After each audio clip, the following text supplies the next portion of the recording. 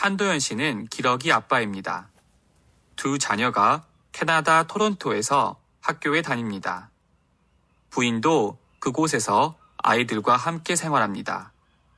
가족이 떨어져 지낸 기간이 올해로 벌써 3년째입니다. 자녀를 조기 유학을 보낸 가장 큰 이유는 영어였습니다. 요즘은 학교와 직장마다 영어 열풍이 불고 있습니다. 진학이나 취업을 할 때 영어가 가장 중요한 평가 기준이 되었습니다. 그래서 한 씨는 두 자녀를 영어를 쓰는 나라에서 공부시키고 싶었습니다. 또 다른 이유는 한국 교육에 대한 실망입니다. 학생들의 개성을 무시하고 입시 경쟁만 중시하기 때문입니다. 아이들을 위해 기러기 아빠가 됐지만 견디기 어려울 때가 많습니다. 회사의 월급 대부분을 캐나다에 송금하기 때문에 경제적으로 늘 어렵습니다. 혼자 있다 보니 끼니를 거를 때가 많습니다. 그래서 건강도 많이 나빠졌습니다. 무엇보다도 사랑하는 가족과 헤어져 있는 것이 너무 힘듭니다. 한도연 씨는 가끔 자신이 혼자인 것처럼 생각될 때가 있습니다. 여보, 우리 명수도 캐나다나 미국으로 유학 보냅시다. 아니, 이제 겨우 초등학교 3학년인데 벌써 유학을 보내요? 요즘은 더 어린 나이에도 유학을 가요. 어렸을 때 가야 영어도 쉽게 배우고 적응도 더 잘한다고요. 아무리 영어가 중요하다고 하지만 너무 어렸을 때 가면 한국어와 한국 문화를 잊어버릴 수도 있어요. 나중에 커서 유학을 가도 늦지 않아요.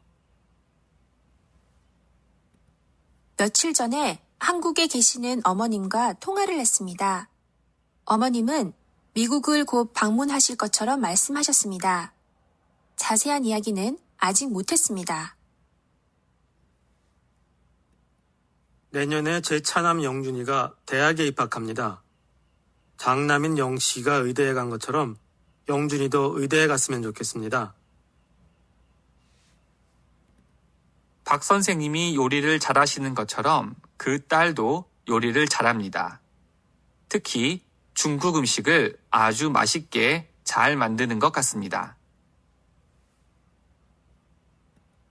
오랜만에 친구 형미를 만났습니다. 형미는 요즘 돈을 많이 버는 것처럼 이야기했습니다. 저는 다른 친구한테 형미가 실직했다고 들었거든요. 사교육비의 비중이 계속 늘어만 가고 있습니다.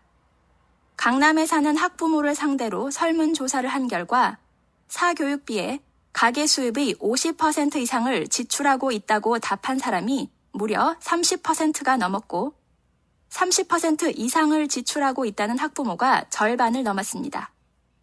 해외에서 쓴 사교육비의 비중도 계속 증가해 지난해 사용된 비용은 약 70억 달러에 달하는 것으로 알려졌습니다. 올해에도 영어를 배우기 위해 아버지와 이별하는 한국 어린이들이 늘어나고 있습니다. 영어를 배우기 위해 출국한 조기 유학생들이 작년보다 약 20% 정도 증가했습니다.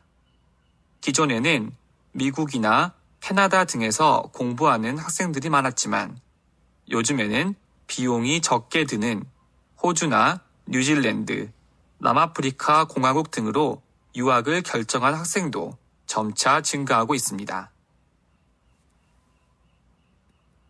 한국 어린이들이 영어를 배우기 위해 아버지와 이별하고 있다고 뉴욕타임스가 보도했습니다. 뉴욕타임즈는 한국 부모의 높은 교육열이 기러기 가족을 양산하고 있다면서 영어를 배우기 위해 해외로 떠나는 아이와 가족들의 사례를 소개했습니다. 이 신문은 해외에 나가서 학교에 다니고 있는 한국 학생들이 4만 명을 넘어섰다는 것이 일반적인 분석이라며 유학 대상 국가도 미국뿐 아니라 비용이 상대적으로 적게 드는 뉴질랜드와 호주, 캐나다 등으로 확대되고 있다고 보도했습니다. 조기 유학은 부유층에서 시작됐지만 이제 이것을 선택의 문제가 아니라 시기의 문제로 생각하는 한국 부모들이 늘고 있다고 신문은 덧붙였습니다. 뉴욕타임즈는 교육에 대한 불만과 사교육비 부담, 그리고 사회적 성공에 대한 열망 등이 학생들의 해외 유학을 증가시킨 원인이라고 분석했습니다. 이 신문은 그러나 기러기 가족 대부분이 엄마가 아이와 외국에 나가고 아버지는 남아서 돈을 버는 형태로 경제적으로 어려움을 겪는 가구도 늘어나고 있다고 지적했습니다. 성진아, 너 오늘 태준이 봤어? 아니, 못 봤는데. 왜? 태준이 군대에 입대한대. 다음 달에 군대에 입대할 것 같이 얘기했어. 그렇구나. 수연아, 너 영수 봤어? 응, 아까 수업 시간에 봤어. 그래? 영수 학교에 있구나. 전화해 봐야겠다. 근데 아까 수업 끝나고 병원 간다고 했어. 많이 아픈 것 같이 보였어. 정훈아, 이번 주말에 뭐 해?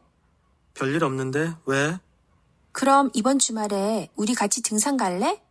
참, 민식이도 같이 가자고 할까? 난 좋아. 그런데 아까 민식이 만났는데 민식이는 주말에 다른 약속이 있는 것처럼 얘기했어. 존경하는 국민 여러분, 당원 동지 여러분, 지금 우리의 교육 현실을 어떻게 생각하십니까? 학생들은 밤늦게까지 학원에 쫓아다니고 늘어나는 사교육비로 가정 경제까지 무너지고 있습니다. 조기 유학의 문제, 기러기 아빠들의 탄식 소리가 점점 커지고 있습니다. 더 이상 이대로 둘 수는 없습니다.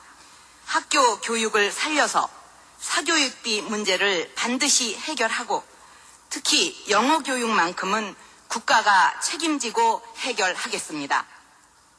이제는 가난 때문에 교육을 못 받는 일이 없어야 합니다. 저소득층 영유아의 조기 교육을 지원하는 드림 스타트 운동을 펴고 저소득층 자녀에게 초등학교부터 대학까지 장학금을 지급하겠습니다. 여보, 전에 이야기했지만 아무래도 우리 아이들도 외국으로 유학을 보내야 할 것 같아. 아니, 저 어린아이들을 어떻게 외국으로 보내요? 당신도 같이 가야지. 우리 사촌 형님도 작년에 형수님과 아이를 보냈는데 아이가 적응을 잘하고 공부도 잘하나 봐. 만족하고 있대요. 캐나다나 미국에서 살면 생활비가 얼마나 많이 드는 줄 알아요? 학비도 많이 들고. 당신 월급을 다 송금해야 한다고요. 유학은 우리 사정에 안 돼요. 아껴서 쓰고 적금 든 돈을 쓰면 돼. 그리고 당분간 이 아파트를 월세 내주고 작은 방을 하나 구해서 지내지 뭐. 그러면 힘들지만 유학 비용을 댈 수 있을 거야. 밥도 못하고 빨래도 할 줄 모르는 당신이 어떻게 혼자 지낸다고 그래요? 우리 아이 같은 반 친구 아빠도 기러기 아빠로 지내다 건강을 버려서 가족들이 다시 돌아온 건 몰라요? 밥이야 뭐 회사 식당에서 사 먹지. 혼자 지내는데 집안일도 별로 없을 거야. 요즘 회사에서 뭐가 가장 중요한 기준인 줄 알아? 전공이나 경력도 중요하지만 가장 중요한 것은 영어 능력이야. 우리 아이들이 외국에서 공부하면 나중에 커서 영어 때문에 고생하지는 않을 거 아니야? 아이들을 생각해봐. 떨어져 있는 것이 힘들겠지만 아이들 위해서라면 견딜 수 있어. 아이들이 대학에 들어간 후에 생각해도 늦지 않아요.